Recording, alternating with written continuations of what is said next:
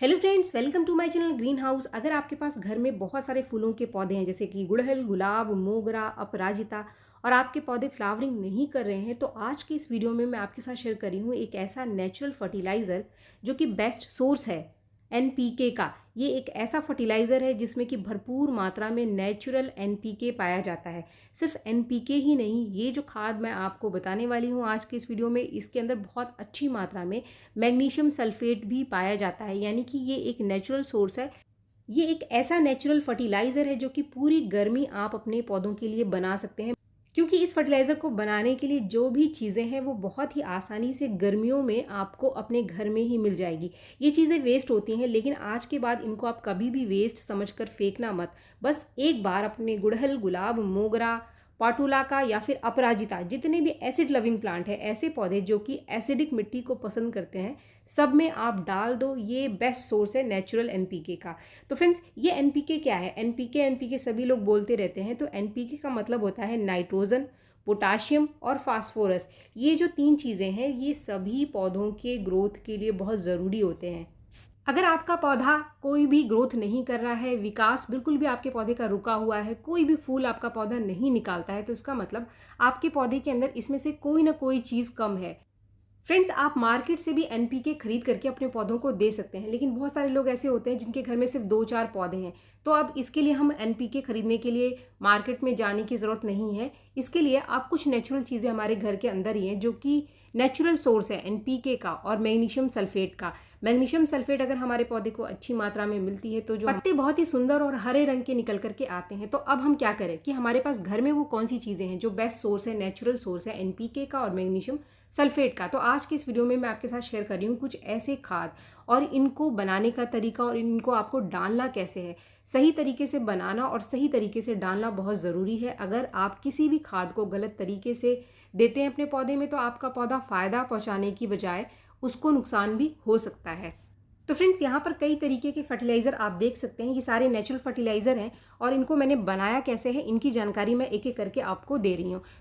तो फ्रेंड्स, ये जो सबसे पहले नंबर पे आप ये वाला फर्टिलाइज़र जो देख रहे हैं, ये जो पाउडर फॉर्म में आप फर्टिलाइज़र देख रहे हैं, ये एक बहुत ही बढ़िया सोर्स है पोटाशियम का, फास्फोरस का, मैग्नीशियम का। इसके साथ ही ये मिट्टी को एसिडिक बनाने का काम भी करता है। ये जो चीज़ आप देख रहे हैं, ये है नींबू के छिलके का पाउडर।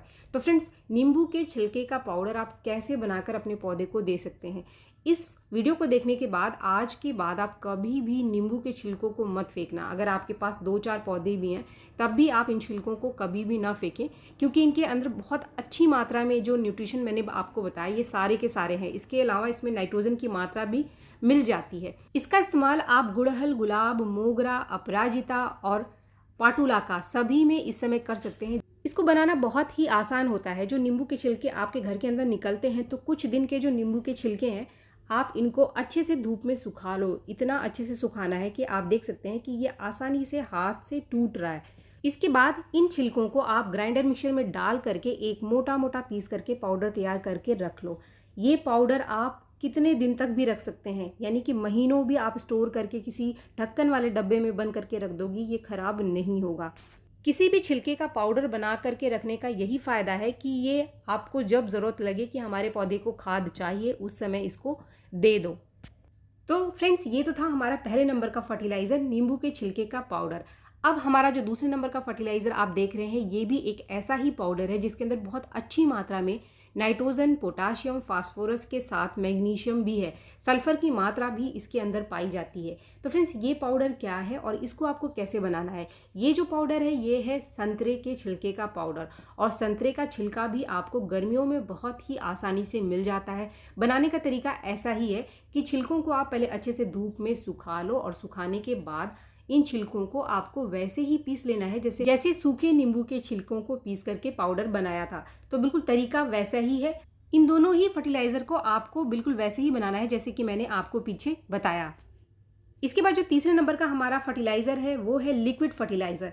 तो चाहे नींबू का छिलका हो या फिर आपके पास संतरे का छिलका हो, इन दोनों को भिगो करके आप इसका लिक्विड फर्टिलाइज़र भी बना सकते हैं। लिक्विड फर्टिलाइज़र बनाने के लिए आपको करना क्या है कि 1-2 दिन के लिए इन छिलकों को आप भिगो करके रख दो और 1-2 दिन बाद इसके पानी को छान करके छिलकों को आप अलग कर दो। और ये जो पानी है ये भरपूर मात्रा में इसके अंदर नाइट्रोजन, पोटाशियम, फास्फोरस, मैग्नीशियम है, यानी कि NPK प्लस इप्सम सॉल्ट का भरपूर सोर्स है ये लिक्विड फर्टिलाइज़र।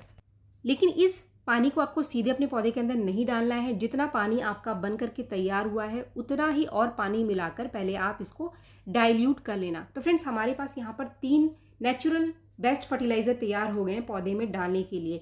लेकिन ये खाद अभी पूरा नहीं हुआ है। इसको पूरा करने के लिए यहाँ पर हमको एक और चीज़ चाहिए। अगर इस चीज़ को आप इन खाद के साथ मिलाकर डालेंगे तो आपके पौधों को डबल फ़ायदा मिलेगा। तो वो चीज़ क्या है? वो जो चीज़ है ये है चाय की पत्ती। ये सूखी चाय की पत्ती है। ये वो चाय की पत्ती है जो चाय की छन्नी में बच जाती है। तो इसको आप अच्छे से धूप में धो करके सुखा लो, और सुखाने के बाद ये एक बेस्ट सोर्स है नाइट्रोजन का। तो ये जो खाद जो हमने पहले 3 दिखाए, अगर इनमें कहीं भी कोई नाइट्रोजन की कमी बची हुई है तो ये जो चाय की पत्ती है ये पूरा कर देगी। तो फ्रेंड्स, अब समय है इन खाद को हमारे पौधों में डालने का। सही तरीका आपको पता होना चाहिए।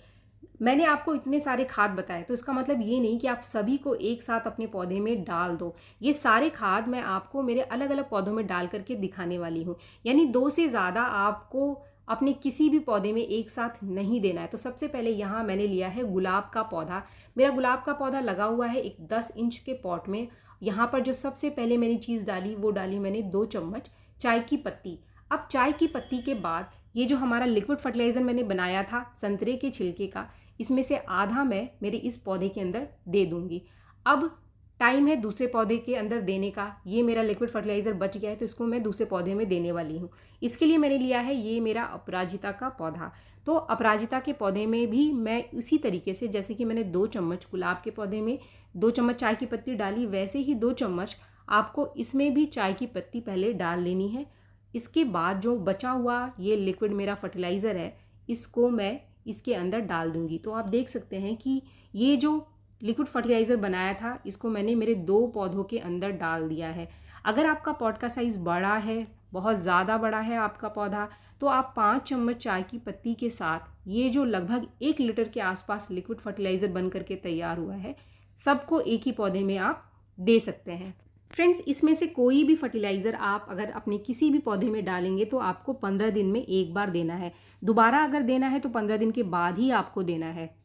तो फ्रेंड्स, लिक्विड फर्टिलाइज़र के बाद अब समय है ये जो पाउडर, ये जो हमने पाउडर बना करके रखा हुआ है, अब इसका इस्तेमाल आपको कैसे करना है।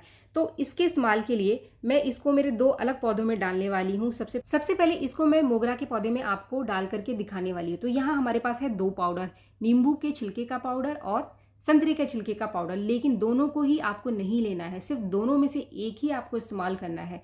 तो यहाँ पर सबसे पहले मैं ले लूँगी 2 चम्मच चाय की पत्ती, जो कि मैं हर पौधे में डाल रही हूँ। आप देख सकते हैं ये एक कॉमन फर्टिलाइज़र है जिसको कि आपको 15 दिन में एक बार अपने सभी पौधों को ज़रूर देना है। अब समय है ये जो नींबू का पाउडर, इसमें से मैं नींबू का पाउडर ले लूँगी और नींबू के पाउडर के 2 चम्मच मैं यहाँ पर मेरे 12 इंच के पॉट में डाल रही हूँ। तो आप भी कुछ इसी तरीके की मात्रा रखें। मात्रा आप कम ज़्यादा अपने पौधों के साइज़ के हिसाब से ही रखें। ये जो पाउडर है आपको 15 दिन में सिर्फ एक बार ही देना है। जैसे कि हमने लिक्विड फर्टिलाइज़र डाला था वो भी 15 दिन में एक बार देना है, और ये भी 15 दिन में एक बार ही आपको देना है। अब इस नींबू के पाउडर को मैं हटा दूंगी और ये जो संतरे के छिलके का पाउडर है इसका इस्तेमाल मैं करने वाली हूँ मेरे एक गुड़हल के पौधे में। और मैं एक ऐसा गुड़हल का पौधा ले रही हूँ जो कि मैंने काफ़ी दिन हो चुके हैं, मैंने इसके अंदर कोई खाद अभी नहीं डाला है। तो इसके अंदर बिल्कुल डालने का तरीका वही है। यहाँ पर मैं डालूंगी 2 चम्मच ये चाय की पत्ती। 2 चम्मच चाय की पत्ती डालने के बाद मैं इसके अंदर डालने वाली हूँ 2 चम्मच संतरे के छिलके का पाउडर।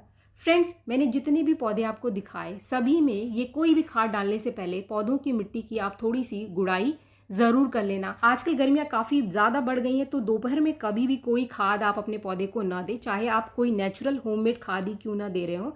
हमेशा छाया में रखकर ही आप अपने पौधों को खाद दें। सबसे बढ़िया समय होता है सुबह सुबह का टाइम, जब धूप ना निकली हो, उस समय आप ये खाद अपने पौधों को दे सकते हैं। तो फ्रेंड्स, मैंने जितने भी पौधों में पाउडर डाला उन सभी में मैं वाटरिंग कर दूंगी।